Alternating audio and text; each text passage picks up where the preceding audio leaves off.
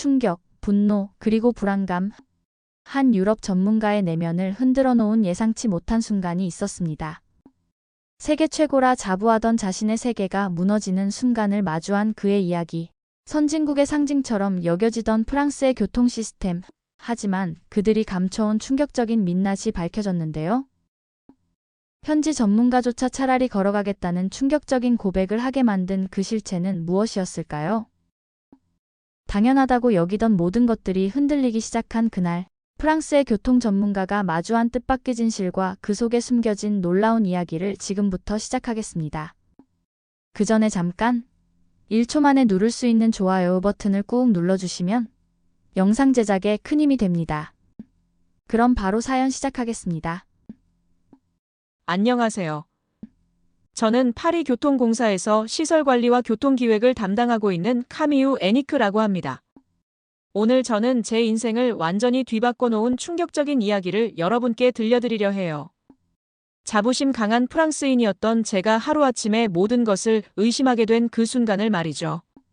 모든 것은 평화로운 파리의 어느 날 아침에 시작되었는데 갑작스러운 팀장님의 긴급 미팅 요청이 들어왔어요.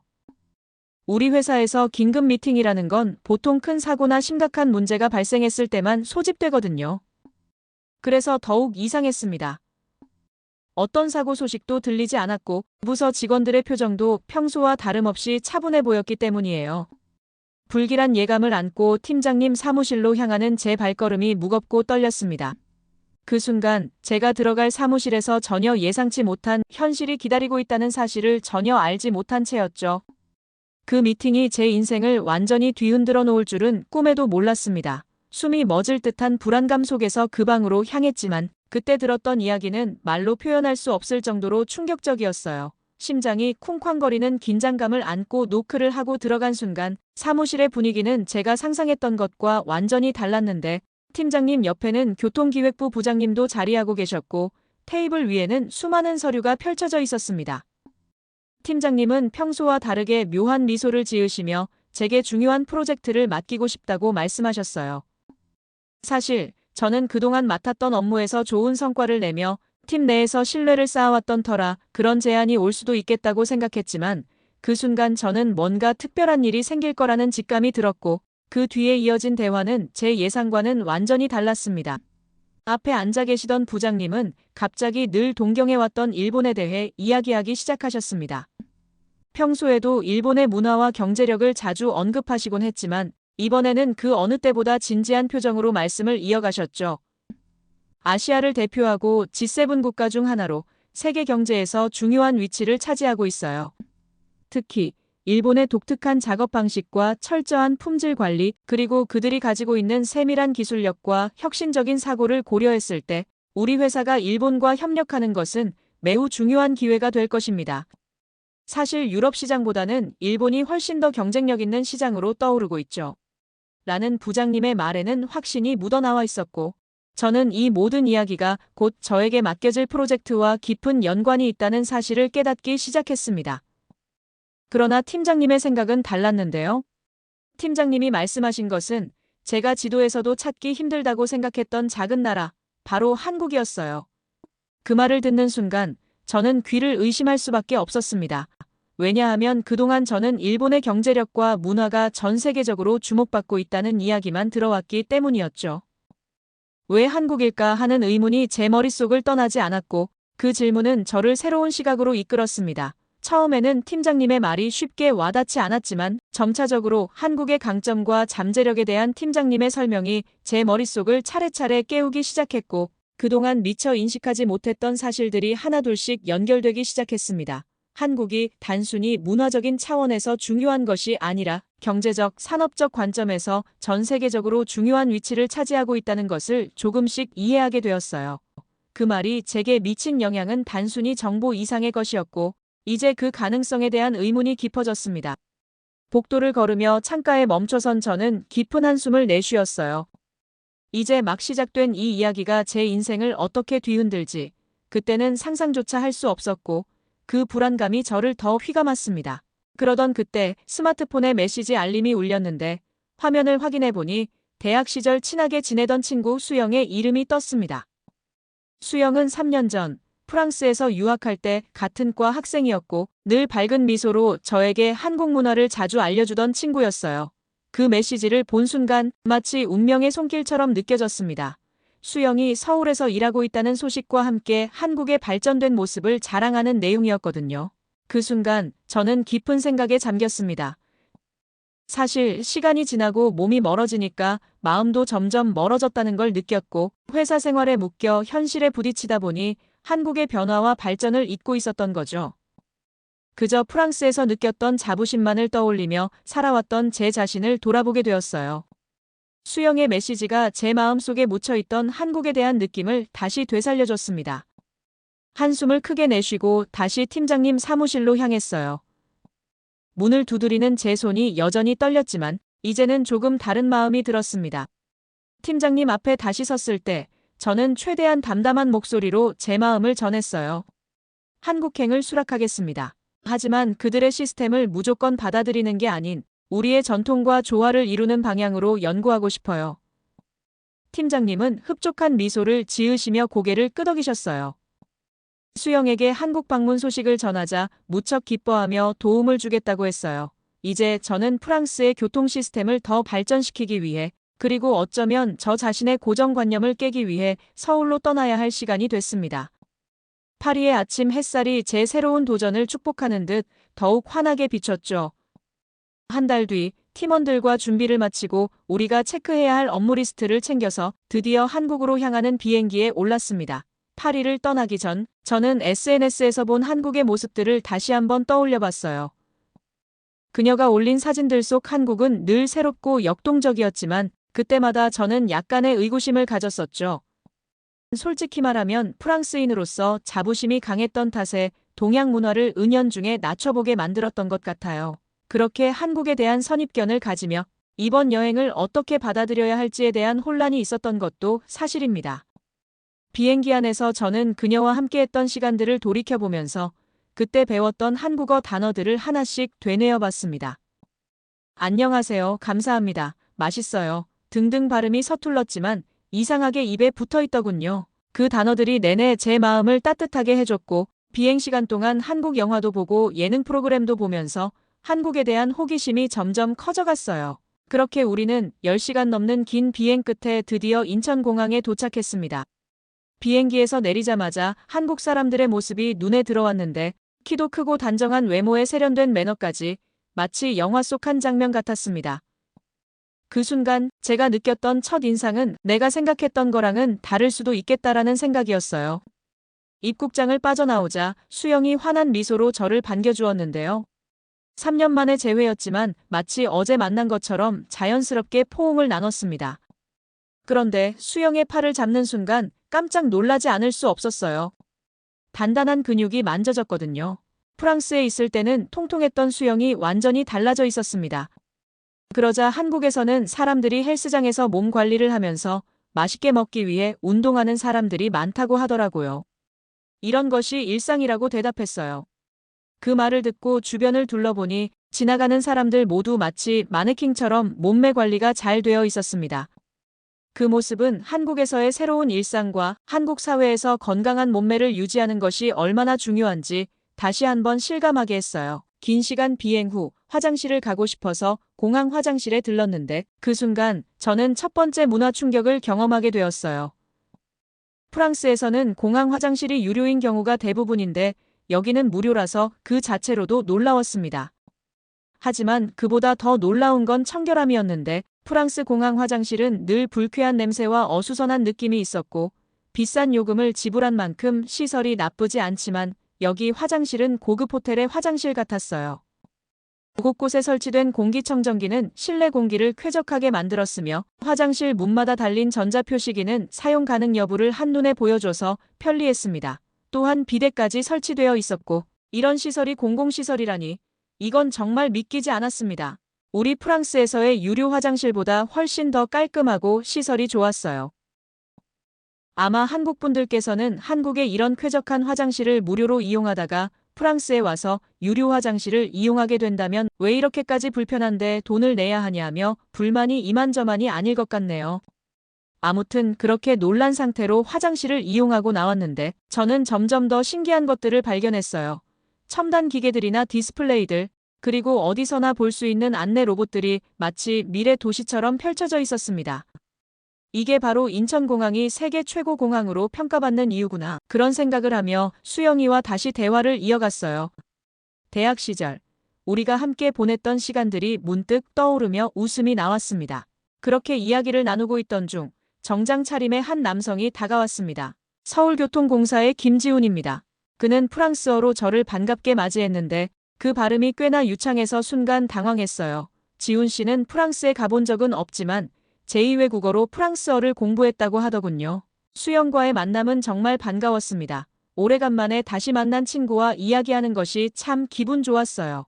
그동안 못 나눈 이야기들이 많았던 터라 수영은 아쉬운 듯 며칠 뒤 따로 시간을 내서 만나자고 했습니다. 프랑스에서 있었던 일들도 나누고 서로의 근황을 더 듣고 싶다는 말을 했어요. 저도 바쁜 일정 속에서 시간이 나면 꼭 만나자고 약속을 했습니다. 그렇게 수영과의 만남을 뒤로하고 우리에게 일정표를 보여주며 앞으로의 계획을 지훈 씨가 설명해 주었어요.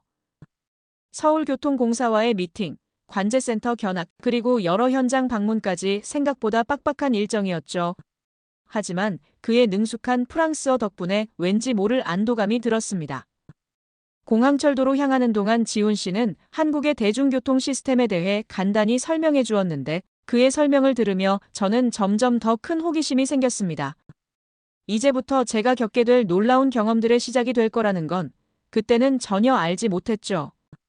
지훈 씨는 제게 처음으로 외국어 동시 대화 시스템을 설명해 주었는데 외국인 관광객과 영무원이 자국어로 대화를 나누면 실시간으로 서로의 언어로 번역되어 표시된다고 알려주었어요. 영어는 물론이고 태국어, 스페인어 등 무려 13개 언어를 지원한다는 사실에 놀라지 않을 수 없었습니다. 더 놀라운 건 이 시스템이 단순한 번역기가 아니라는 점이었는데 지하철 노선도를 기반으로 한 경로 검색은 물론 환승 정보와 소요 시간, 심지어 수화물 보관함 현황까지 모든 정보를 한눈에 확인할 수 있었습니다. 게다가 역산의 소음을 자동으로 제거하는 기술까지 적용되어 있다고 해요. 이동하는 동안 바닥은 반질반질 광이 날 정도로 깨끗했고 벽면은 마치 새로 지은 것처럼 깔끔했습니다. 외국어 동시 대화 시스템이 명동역, 홍대 입구역, 김포공항역 등 외국인이 많이 찾는 11개 역에 설치되어 있다는 걸 듣고 저는 깊은 감명을 받았어요. 관광객을 위한 이런 섬세한 배려가 가능하다니 파리의 지하철역과는 너무나 다른 모습이었습니다. 갑자기 그때 지훈 씨는 휴대폰을 보며 곧 열차가 도착할 거라고 했어요. 어서 서두르자고 하더군요. 저는 그걸 어떻게 아냐고 물었더니 그가 말하길 한국은 지하철 도착 예정 시간을 휴대폰으로 알 수 있어요. 시간이 정확해서 어지간하면 맞죠? 라고 말해주었습니다. 플랫폼으로 향하는 동안 지훈 씨는 계속해서 어디론가 우리를 이끌고 갔는데 제가 여기서 그냥 기다리면 될 것 같은데 어딜 그리 계속 가냐고 물었더니 지훈 씨는 여기 플랫폼에 적혀있는 번호가 중요해요. 환승할 때나 출구로 나갈 때 더 편하게 이용할 수 있어요. 라고 설명해 주었습니다. 깜짝 놀라서 그런 것도 다 외워서 타는 거냐고 물었더니 지훈 씨는 그건 다 지하철 앱에 표시가 돼요라고 대답해 주었어요. 지훈 씨와 대화를 나누며 플랫폼에 들어서자 가장 먼저 눈에 들어온 건 투명한 스크린도어였는데 이 안전문은 그동안 너무 일상적이고 당연한 존재처럼 느껴졌지만 그 순간 파리의 지하철이 떠올랐습니다. 프랑스의 대부분 지하철역에는 아직도 스크린도어가 설치되지 않은 곳이 많습니다. 특히 프랑스 지하철은 수동 시스템으로 작동하는 곳도 있어서 승객들이 버튼을 눌러야 하는 번거로움이 있을 뿐만 아니라 안전사고에 대한 불안감을 언제나 안고 지하철을 이용해야 합니다. 이러한 시스템에 익숙해져 있었기 때문에 한국에서 경험하는 완전히 다른 상황에선 무언가 충격을 받는 기분이었어요. 한국의 지하철은 승객들의 안전을 최우선으로 고려한 설계로 가장 최신의 기술이 적용되어 있다는 걸 실제로 체험하면서 프랑스에서 왜 이렇게 기본적인 안전 시스템이 제대로 구현되지 않고 있는지 그 이유가 답답하게 느껴졌습니다. 한국에서는 이런 안전장치가 기본처럼 되어 있는 반면 프랑스에서는 여전히 불편하고 낙후된 시스템이 많은데 그 차이를 실감하니 한국의 기술력은 단순히 편리함을 넘어서 사람들의 안전을 지키는 중요한 역할을 한다는 사실을 다시 한번 깨닫게 되었습니다. 그렇게 한참을 생각하고 있을 때 발랄한 멜로디와 함께 열차가 도착한다는 안내방송이 나왔습니다. 지훈 씨는 한국의 모든 역에서는 열차가 도착할 때마다 역 이름과 내릴 문의 방향까지 안내한다고 말해주었어요. 그 말에 저는 더욱 놀랐어요.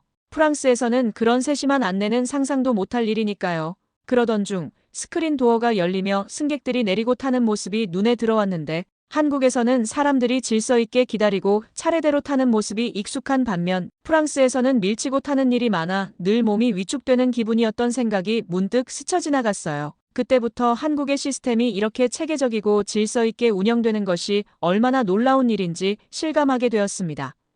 지하철 내부로 들어서자 따뜻한 온기가 저를 감싸주었고 지훈 씨는 한국의 지하철은 계절에 따라 완벽한 온도 조절이 된다고 자랑스럽게 설명했습니다. 여름에는 시원한 에어컨 바람이 나오고 겨울에는 따뜻한 난방이 가동된다고 했죠. 그 말을 듣는 순간 파리의 낡은 시스템이 떠오르며 얼굴이 붉어졌습니다. 우리는 아직도 에어컨 없이 창문을 열어두고 운행하고 있었으니까요. 더운 여름날 승객들이 부채질을 하며 더위를 식히고 역에 정차할 때마다 수동으로 문을 열어 잠깐의 바람이라도 쐬어야 했던 기억이 떠올랐습니다. 그 더위 속에서 코를 찌르는 땀 냄새와 불쾌한 악취가 어우러져 그 열악한 환경이 얼마나 힘든지 다시금 실감할 수 있었어요.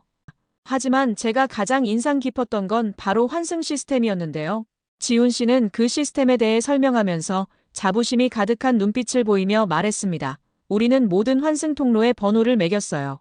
이 번호만 따라가시면 절대 길을 잃을 일이 없죠. 그 말에 저는 깊은 인상을 받았어요. 마치 잘 짜여진 퍼즐처럼 모든 것이 체계적으로 연결되어 있었습니다. 지하철을 처음 타는 사람도 처음 환승하는 사람도 전혀 불편함 없이 빠르게 이동할 수 있는 시스템이었죠. 저는 이런 세심한 배려와 효율성을 어떻게든 다 이해하려면 더 많은 시간이 필요할 것 같다고 느꼈습니다. 프랑스의 환승 시스템은 어때요? 라는 지훈 씨의 질문의 순간 파리의 샤틀레 레알역이 떠올랐습니다. 그곳은 파리 최대의 환승역이라고 자랑하던 곳이었지만 그 기억이 떠오르면서 얼굴이 화끈거렸어요. 샤틀레 레알역은 미로처럼 얽혀있는 통로와 끝없이 이어지는 계단으로 악명 높고 환승을 하려고 하면 길을 잃기 일쑤여서 관광객들뿐만 아니라 파리 시민들조차 그곳에서 길을 잃곤 하거든요. 그때의 불편함과 혼잡한 느낌이 다시 떠오르자 지훈 씨의 말이 더욱 와닿았습니다. 한국의 모든 환승역에는 에스컬레이터와 엘리베이터가 기본이에요. 교통약자들도 불편함 없이 이용할 수 있도록 설계되어 있죠. 이 말을 듣고 저는 순간 파리의 현실이 떠오르며 마음이 무거워졌습니다. 파리의 많은 역에서 에스컬레이터조차 없어서 무거운 캐리어를 들고 계단을 오르내려야 했던 그 불편함이 떠오르자 그동안 우리가 당연하게 여겼던 것들이 얼마나 불편하고 불합리했는지 깨닫게 되었죠. 그동안 우리가 익숙하게 받아들였던 시스템에 갇혀 있었던 거라는 생각이 들었습니다. 그리고 그 변화가 지금 우리에게 얼마나 절실한지 한국이 그 변화를 이미 받아들였다는 사실에 점점 더 충격을 받았어요. 드디어 서울교통공사에 도착했습니다. 건물로 들어서는 순간 제 심장은 빠르게 뛰기 시작했는데 이제는 정말 새로운 시작이 눈앞에 다가왔다는 생각이 들었어요. 이곳에서 제가 목격하게 될 것들이 프랑스의 교통 시스템을 완전히 바꿔놓을 수도 있다는 생각이 들었기 때문입니다. 회의실에 들어서자 대형 스크린이 시선을 사로잡았는데 실시간으로 움직이는 수많은 열차들이 마치 살아있는 생명체처럼 화면을 가득 채우고 있었고 서울 전역을 운행하는 모든 지하철의 실시간 위치가 정확하게 표시되어 있었습니다. 관계자들의 브리핑이 시작되었는데 서울의 스마트 교통 시스템은 제가 알던 것보다 훨씬 더 진보적이었고 인공지능이 실시간으로 승객 혼잡도를 분석하며 열차 간격을 자동으로 조절한다는 설명에 놀라움을 감출 수 없었습니다. 더욱 충격적인 건 관제센터였는데요. 수백 개의 모니터가 벽면을 가득 채우고 있었고 각각의 화면에서는 역사 내 모든 상황이 실시간으로 모니터링되고 있었습니다. 한 관제사의 모니터에서 빨간 경고등이 깜빡이자 즉시 대응 프로토콜이 가동되는 모습을 보며 절로 감탄이 나왔죠. 파리의 관제센터가 떠올랐어요. 우리도 물론 관제 시스템이 있지만 이렇게 통합적이지도 실시간적이지도 않았습니다. 우리는 아직도 많은 부분을 수동으로 처리하고 있었고 각 노선별로 분리된 시스템 때문에 신속한 대응이 어려웠죠. 브리핑이 끝나고 저는 한동안 말을 잇지 못했어요. 너무나 많은 정보가 머릿속을 맴돌았고 이 모든 것을 어떻게 파리에 적용할 수 있을지 고민이 밀려왔습니다. 하지만 한 가지는 분명했어요. 우리의 교통 시스템은 완전한 변화가 필요했고 그 해답은 바로 여기 서울에 있다는 것을요. 드디어 수영과의 약속날이 되었어요. 주말 아침, 저는 설레는 마음으로 수영을 만났습니다. 수영은 제게 서울의 숨은 맛있는 곳을 소개해주겠다며 지하철로 이동했죠. 지하철을 타고 가는 동안 수영은 교통약자를 위한 시설들을 설명해 주었어요. 모든 역사에 설치된 엘리베이터는 기본이고 휠체어 리프트, 점자블록까지 완벽했습니다. 프랑스에서는 상상도 못할 시설들이었죠. 파리의 지하철은 대부분 계단뿐이라 장애인이나 노약자들은 아예 이용을 포기하는 경우가 많았거든요. 심지어 캐리어를 가진 관광객들조차 지하철 이용을 꺼려할 정도였습니다. 그녀가 데려간 곳은 서울의 한 작은 식당이었어요. 평범해 보이는 식당 앞에 섰을 때만 해도 이곳이 제 인생을 바꿀 만한 곳일 거라고는 상상도 못했죠. 들어서자마자 식당 안에서 풍겨오는 굴보쌈 향에 취해버렸어요. 처음에는 제 귀를 의심했습니다. 무한리필이라는 단어가 이해되지 않았거든요. 프랑스에서 굴은 최고급 해산물로 취급되어서 한 접시에 수십 유로를 호가하는 귀한 음식이었죠. 메뉴판을 보며 가격이 너무 부담스럽지 않을까 걱정했어요. 하지만 수영은 제 걱정을 눈치챘는지 웃으며 말했습니다. 이곳은 모든 게 무제한이라고요. 신선한 굴은 물론이고 보쌈, 김치, 쌈채소, 심지어 물까지도 계속해서 리필된다는 말에 저는 놀라움을 감출 수 없었습니다. 프랑스였다면 상상도 못할 풍성함이었어요. 첫 입을 먹는 순간 프랑스에서는 결코 경험할 수 없었던 새로운 감동이 밀려왔습니다. 신선한 굴의 깊은 맛과 부드러운 보쌈이 어우러져 환상적인 조화를 이뤘죠. 여기에 아삭한 쌈채소와 매콤한 김치까지 더해지니 그야말로 천국이 따로 없었어요. 수영에게 진심을 담아 말했습니다.